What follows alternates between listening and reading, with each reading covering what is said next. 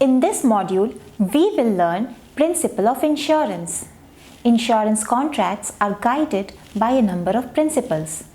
The first principle is principle of utmost good faith. Principle of utmost good faith. Both the parties, the insurer and the insured, should enter into a contract in good faith. An insured should provide all the information that impacts the subject matter. For example, John took a health insurance policy. At the time of taking policy, he was a smoker and he did not disclose this fact. Later, he was diagnosed with a cancer.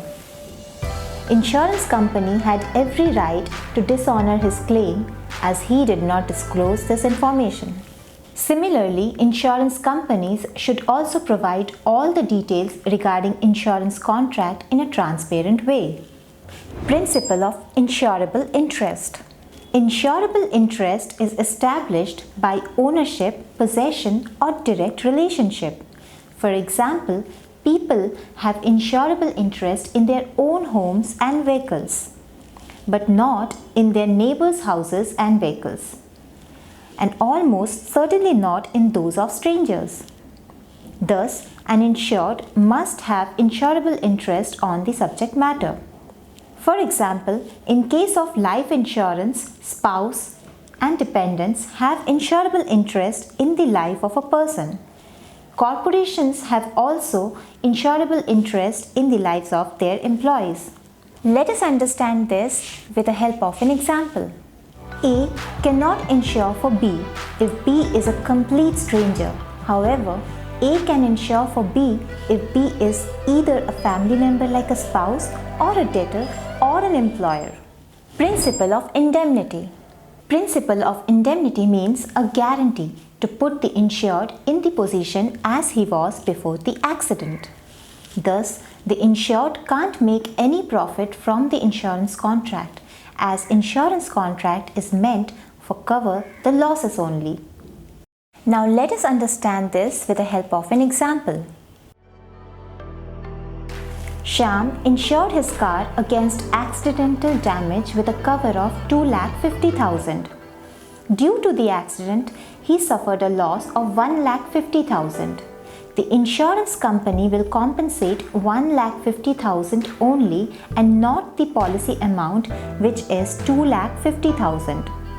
As the purpose here is to compensate the loss and not to let him make profit out of it. Please note that this principle does not apply to life insurance policies. Principle of contribution.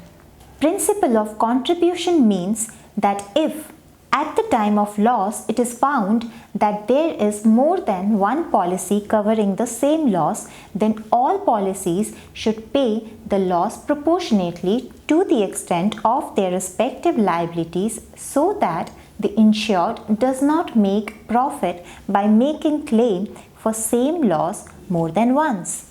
For example, Raj has a property worth rupees 5 lakh. He took insurance from a company A worth rupees 3 lakh and from company B worth rupees 1 lakh. In an accident, his property damaged and he suffered a loss of rupees 3 lakh.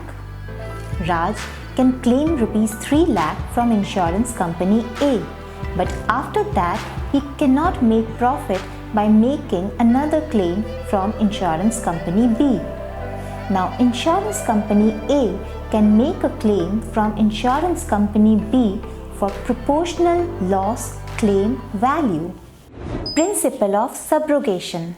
Principle of subrogation is after the insured gets the claim money, the insurer steps into the shoes of insured. After settling the insured's claim, the insurer becomes the owner of the subject matter. For example, Ram took an insurance policy for his car.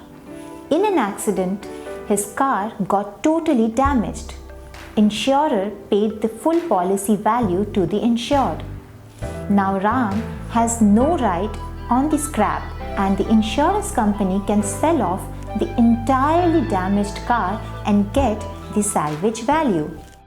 Principle of proximate cause. The word proximate cause means nearest cause. An accident may happen for more than one cause. In case the property is insured for only one cause, in such a case, the nearest cause of the accident is found out. Insurer pays the claim money only if the nearest cause is insured. Now let us understand with an example. A man is riding a bike in a lonely hill place.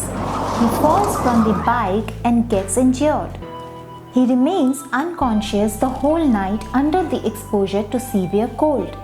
The following morning, he was discovered by some people.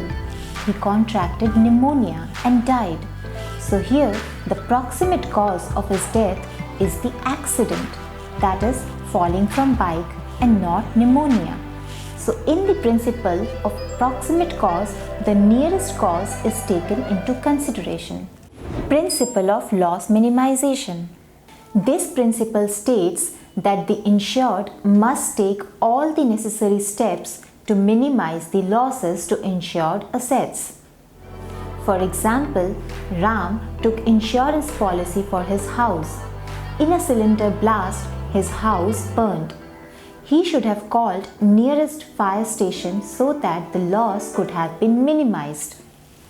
This is all about principle of insurance. In our next module, we will discuss insurance products in detail. Till then, stay tuned, keep learning.